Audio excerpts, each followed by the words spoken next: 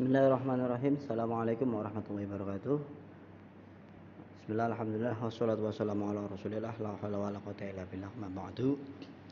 Sebelum kita mulai pengajian ini, marilah bersama-sama kita membacakan basmalah. Bismillahirrahmanirrahim.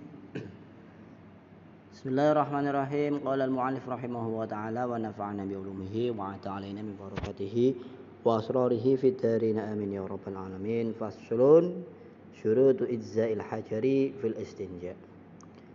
Faslun utawi iki iku ana pasal suwiji. Syurutu ijza'il hajari utawi pira-pira syarate peper nganggo watu. Syurutu ijza'il hajari utawi pira-pira syarate peper nganggo watu iku samaniyatun ana 8. Iku samaniyatun ana 8. Ayakuna siji yen ta ana iku bisalah sati ahjarin kelawan telu pira-pira watu. Ayakuna siji yen ta ana iku bisalah sati ahjarin kelawan telu pira-pira watu. Wa ayyun qiyalan yen to bersih. Wa ayyun qiyalan yen to bersih apa al mahallah. Apa al mahallu panggonan. Wa ayyun qiyalan yen to bersih apa al mahallu panggonan wa alla yajifa lan yen to ora pindah. Wa alla yajifa lan yen to ora pindah atau ora nyebar apa an najasu najis. Wala yantaqilan ora nyebar, wala yantaqilan ora nyebar, wala yatra'alan ora teko.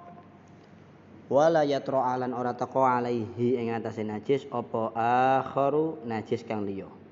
Alaihi ing atase najis apa akharu najis kang liya. Wala yujawiza lan yen to ora nglewati apa najis.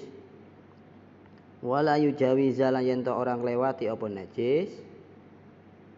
Safhatahu ing bokonge wong. Safhatahu ing bokonge wong. Wa hasyafatahu lan hasyafahe wong. Wa hasyafatahu lan hasyafahe wong. Wala yusibahu lan yen to ora ngenani ing najis. Wala yusibahu lan yen to ora ngenani ing najis apa maun banyu. Apa maun banyu tegese perkara sing cair. Wa antakuna lan yen to ana apa istinja. Wa antakuna lan yen to ana apa istinja.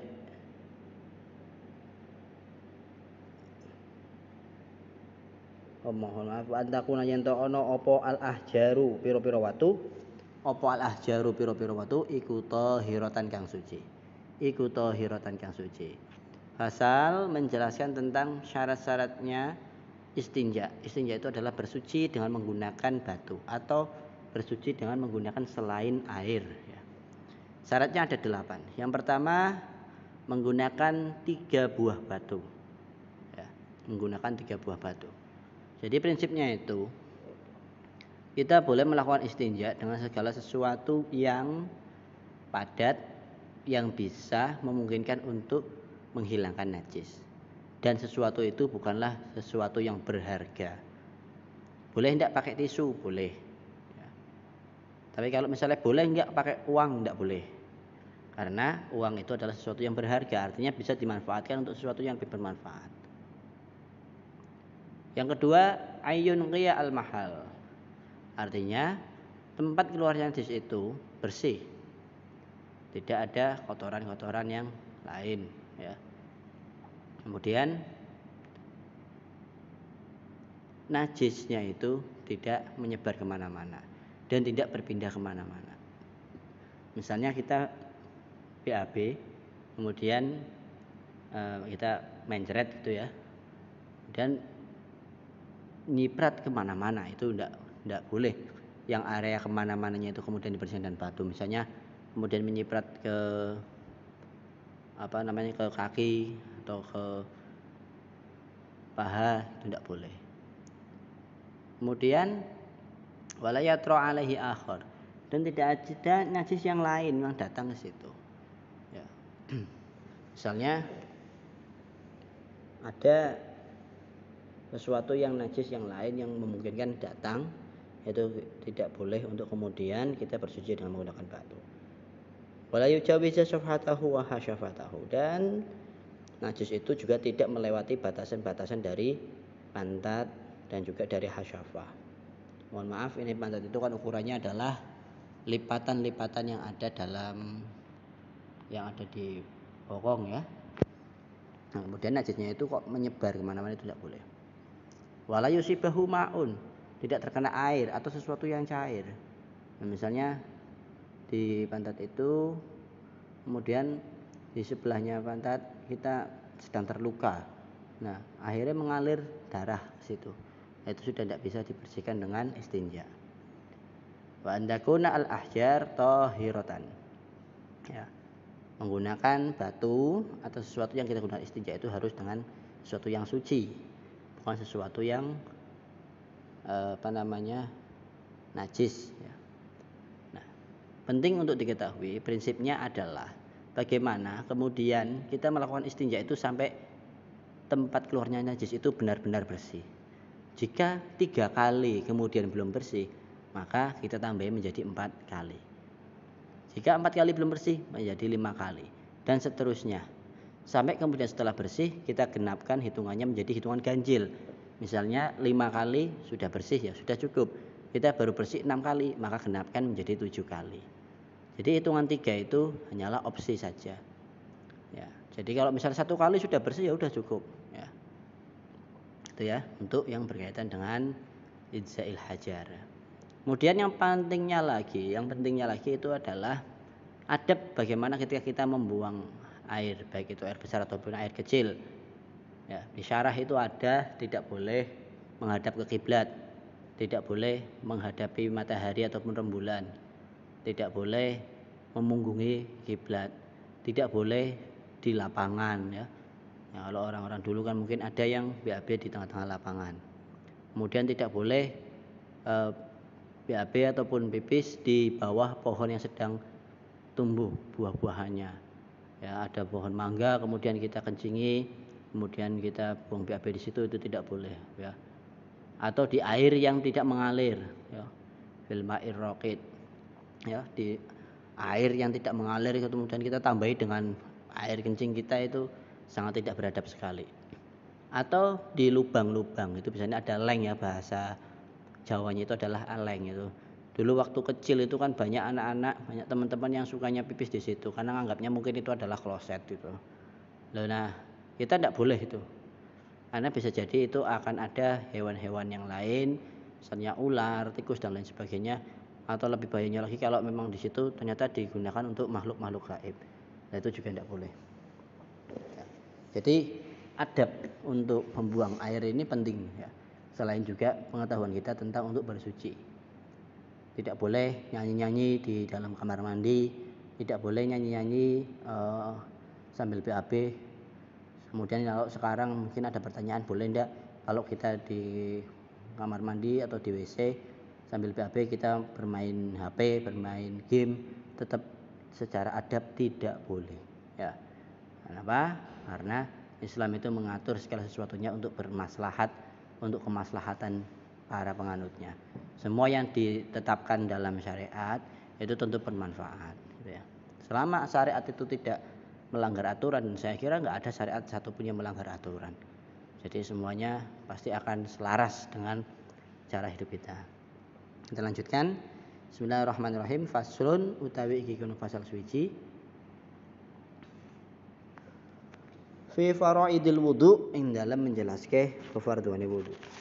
Furudul wudu'i utawi pira-pira fardune wudu iku sittatun ana 6. Furudul wudu'i utawi pira-pira fardune wudu iku sittatun ana 6. Al awwalu utawi kang pertama iku an-niyatu niat. Wasani lan utawi nomor pindune iku ghuslul wajhi, mbasuh wajah. Wasalisu lan utawi nomor telune iku ghuslul yadaini, mbasuh tangan loro, ma'al mirfaqaini sertane sikut loro. Ghuslul yadaini basuh tangan loro ma'al mirfaqaini serta sikut loro. Ar-rabi'u utawi nomor papate. Ar-rabi'u utawi nomor papate iku mashu syai'in ngusap suwiji-wiji minar ra'si saking sirah. Iku mashu syai'in ngusap suwiji-wiji minar ra'si saking sirah. Wal khamisu lan utawi nomor 5 iku ghuslur rijlaini basuh sikil loro ma'al ka'baini sertane keong loro sertane mata kaki. As-sadisu utawi nomor 6 iku at-tartibu tertib. Menjelaskan tentang fardunya wudu. Ingat ya, fardu itu seperti rukun. Fardu itu sesuatu yang harus dilakukan dalam sebuah pekerjaan. Yang pertama, fardunya wudu itu adalah niat. Ya. An-niyatu qasdu syai'in muqtaronan bi fi'lihi. Niat itu adalah menyengajakan sesuatu dan berbarengan ketika mengerjakan sesuatu. Wa mahalluhu fil qalbi, wa mahalluha fil qalbi. Tempatnya niat itu ada di dalam hati. Wa talaffudu sunnatun. Melafadzkan niat itu hukumnya sunnah. Jadi sebagai kita kan orang-orang mazhab Syafi'i, orang-orang yang menggunakan ajaran-ajaran fikih daripada Imam Syafi'i. Niat wudu itu adalah ketika pertama kali air menyentuh wajah, ya. Wajah ketika wudu itu langsung niat. Nawaitul wudu'a li raf'il hadatsil asghari fardhu lillahi ta'ala. Yang paling wajib dalam niat itu adalah hati. Sedangkan lafaz itu membantu hati untuk kemudian niat. Kalau saya tidak bisa dengan pakai bahasa Arab, boleh tidak pakai bahasa Jawa? Boleh. Kalau tidak bisa bahasa Jawa gimana Pak? Boleh pakai bahasa Indonesia? Boleh. Ya. Hanya saja afdhalul kalimat, afdhalud du'a bil lughati arabiyyah. Ya, sebaik-baiknya lafaz, sebaik-baiknya doa, sebaik-baiknya kaifiyah dalam beribadah itu dengan bahasa Arab. Tapi ini bukan berarti yang tidak bisa bahasa Arab kemudian tidak diterima, tidak, sama sekali tidak. Yang terpenting adalah niat Anda ketika wudu itu dilaksanakan. Ingat ya, kita sedang membahas fardu, bukan membahas sunnah. Yang kedua, membasuh wajah. Dalam konteks wudu, kita mengenal dua istilah. Yang pertama ghuslun, yang kedua adalah mashun. Ghuslun itu membasuh. Kalau mashun itu mengusap. Ghuslun atau membasuh ini memastikan air itu mengalir. Kalau mashun atau mengusap, meskipun tidak mengalir itu sudah dianggap cukup. Dan memang tidak harus mengalir. Makanya di sini bahasanya ghuslul wajhi, mengalirkan air di wajah. Nah, kemudian pertanyaannya batasan wajahnya itu dari mana? Dari atas mimmana biti sya'rir ra'si ila ad'anil ila adnil zakni ila adnal zakni. Dari semenjak tumbuhnya rambut yang di atas batuk itu sampai ke dagu yang paling bawah. Kemudian minnal udhunil yumna ilal udhunil yusra. Ya, membasuh dari telinga, dari batasan telinga kanan sampai batasan telinga kiri. Itu adalah area yang wajib kita basuh. Jadi bagi kita yang wudu kemudian kok cuma cipak-cipik saja, itu dipastikan wudunya tidak sah. Ya, harus sesuai dengan tadi, mulai dari atas sampai bawah. Kemudian yang ketiga, ghuslul yadaini ma'al mirfaqaini. Membasuh kedua tangan sampai kedua siku. Jadi untuk berjaga kita basuh tangan kita itu mulai dari atas siku sampai ujung tangan. Ya. Dilakukan, dibasuh, berarti kita alirkan air untuk wudu. Tidak hanya sekedar lengan saja, tidak, tetapi juga sampai siku. Yang keempat, mengusap sesuatu yang ada di kepala. Nah, ini bukan mengusap rambut ya, tetapi mengusap sesuatu minar roksi. Karena ada orang yang tidak memiliki rambut. Kalau misalnya harus yang diusap itu wajibnya rambut, kasihan yang orang botak, kasihan yang orang gundul, kasihan orang yang banyak pilak. Ya. Jadi ini wajibnya itu adalah mashu syai'in mimmana biti sya'ri roksi. Mengusap sesuatu dari tempat tumbuhnya rambut kepala. Meskipun tidak ada rambutnya itu, Tapi kan identiknya, kepala itu kan tertumbuhi dengan rambut. Meskipun dia tidak tumbuh rambut, tapi disitulah rambut kepala akan tumbuh. Secara normalnya seperti itu. Jadi kita hanya perlu untuk mengusapnya saja.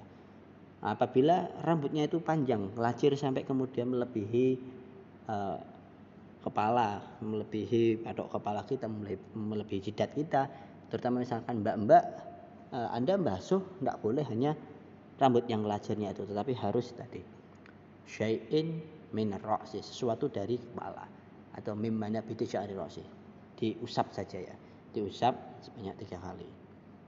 Kemudian yang kelima, ghuslur rijlaini ma'al ka'baini, membasuh kedua kaki sampai mata kaki. Berarti dari mata kaki sampai semua kaki. Ya. Tidak boleh hanya jempol kaki saja, tidak boleh. Ya. Dan yang keenam, at-tartib. Tertib itu mendahulukan sesuatu yang awal dan mengakhirkan sesuatu yang akhir. Tidak boleh diselang-seling. Kemudian nomor 5 dulu, membasuh kaki dulu. Ini mau improvisasi saya, mau wudu modern, basuh kaki dulu, kemudian baru basuh wajah, setelah itu basuh tangan dan seterusnya, itu tidak boleh. Harus urut ya, harus sesuai. Nah, ini Asy-Syafi'i, mazhab Syafi'i itu model wudunya seperti itu.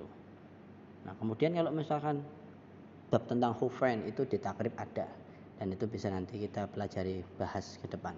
Yang jelas ada sunah-sunah wudu yang harus kita lakukan. Di antaranya adalah membaca basmalah, ya. Kemudian menyerot air ke dalam hidung, berkumur, ya, istinsyak, ya, itu kemudian berkumur, ya, dan membasuh kedua telinga, ya, dhahiruha wa batinuha, dalam telinga dan juga luarnya telinga, menyelah-nyelahi jenggot yang lebat ataupun rambut yang lebat, kemudian membasuh tangan dulu atau memasukkannya ke dalam tempat untuk wudhu itu semua adalah sunnah-sunnah dan itu lakukan, ya. Kenapa? Karena sunnah itu akan menyempurnakan wajib. Logikanya seperti ini. Jenengan mandi, wajibnya adalah mengalirkan air ke seluruh tubuh. Tapi kalau tidak sabunan, kata teman-temannya, kamu tidak mandi. Padahal sudah jelas-jelas itu teles kebes, kena air. Tapi karena tidak sabunan, kamu nggak mandi. Sudah membasuh badan dengan air, sudah memakai sabun, tapi kamu tidak samponan, tetap saja kamu dibilang tidak mandi atau kamu tidak sempurna mandinya. Sudah samponan, sudah sabunan, tapi kamu tidak sikatan, malah tambah dibilang lagi, oh mandi kok tidak sikatan, kaya ora niat mandi. Lah itulah, ya. Padahal wajibnya itu adalah ta'mimu badanihi bil ma'i. Orang mandi itu adalah meratai seluruh tujuh badan dengan air. Tapi kalau Anda tidak kemudian mengikuti dengan sunnah-sunnahnya, ya, maka segala sesuatu itu akan kurang sempurna kewajibannya. Ya tadi, kalau tidak pakai sabun nanti dibilang nggak mandi, tidak pakai sampo ya nggak mandi, tidak sikatan ya apalagi itu loh. Nah, inilah yang kemudian membedakan amalan-amalan kita itu, membedakan dengan aliran-aliran yang lain.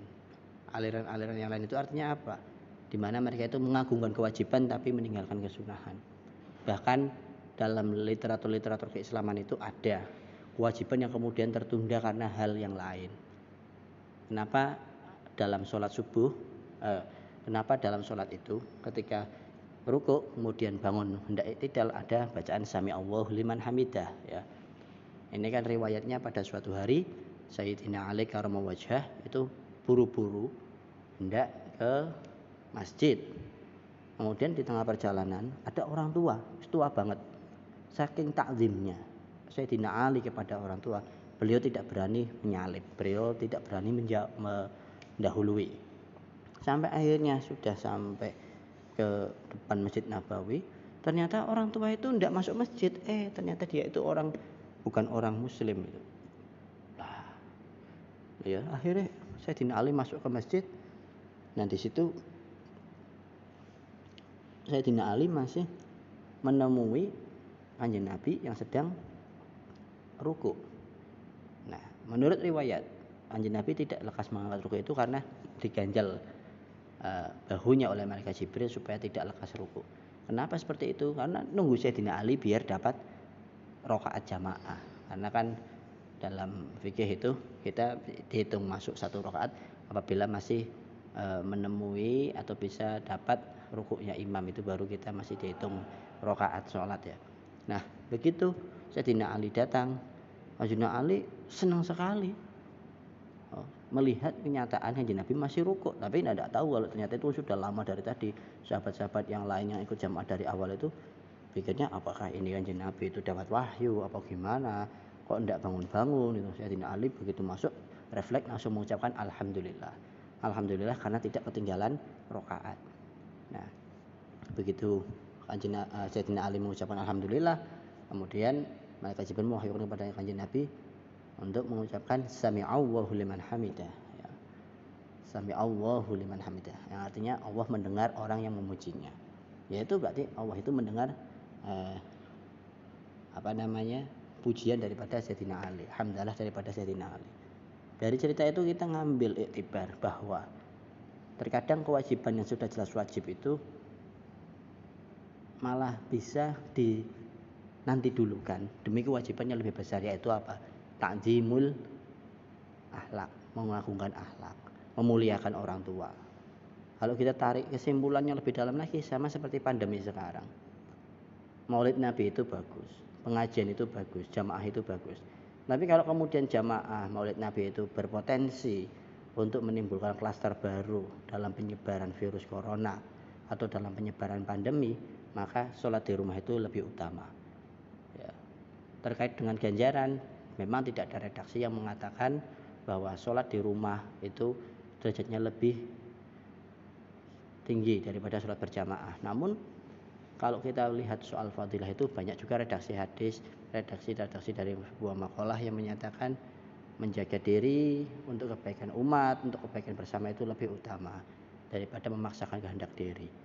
Alhasil saya mengajak kepada semuanya, terutama di masa pandemi ini, apalagi mengingat keadaan penyebaran COVID-19 di area Kabupaten dan Kota Pekalongan ini cukup masif, terutama di Jawa Tengah, maka bersama-sama kita terapkan protokol kesehatan, kemudian kita perbanyak doa dan jaga diri, jaga keluarga. Karena itu adalah bagian daripada ajaran agama. Pemerintah meminta kita sesuai dengan kemampuan dan sesuai dengan aturan-aturan yang sudah ditetapkan dalam agama. Jadi kalau ada orang yang mengatakan saya tidak percaya COVID, biarkanlah saja orang itu. Kita tidak perlu marah-marah, yang penting ini bukan soal Anda percaya atau tidak. Yang jelas mengikuti anjuran, menjaga diri, menjaga kesehatan, itu adalah kewajiban. Saya kira demikian, mohon maaf kalau ada penjelasan yang kurang ataupun yang salah. Jangan lupa untuk kemudian komentar di kolom komen sebagai presensi jenengan semua. Kita akhiri dengan membacakan hamdalah, alhamdulillahirabbil alamin, wallahul muwaffiq ila aqwamit thoriq. Assalamualaikum warahmatullahi wabarakatuh.